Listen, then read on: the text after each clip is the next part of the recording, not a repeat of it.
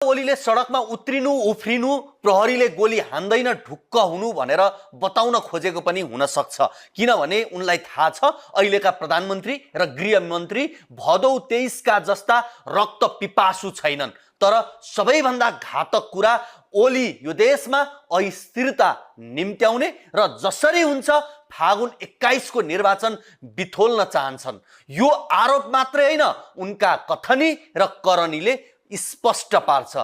मध्य प्रदेशको पछिल्लो एउटा घटना हेरौं। मुख्यमन्त्री जितेन्द्र सोनालले विश्वासको मत पाउने अवस्था नदेखेपछि गत शनिबार राजीनामा दिन्छन्। प्रदेश प्रमुख सुमित्रा भण्डारीले नयाँ सरकार गठनको आह्वान गर्छिन्। सोमबार बिहान 3:30 बजे प्रदेश प्रमुख भण्डारीले काम चलाउ सरकारका मुख्यमन्त्री सोनाललाई फोन गरी आफू बिरामी भएको र उपचारका लागि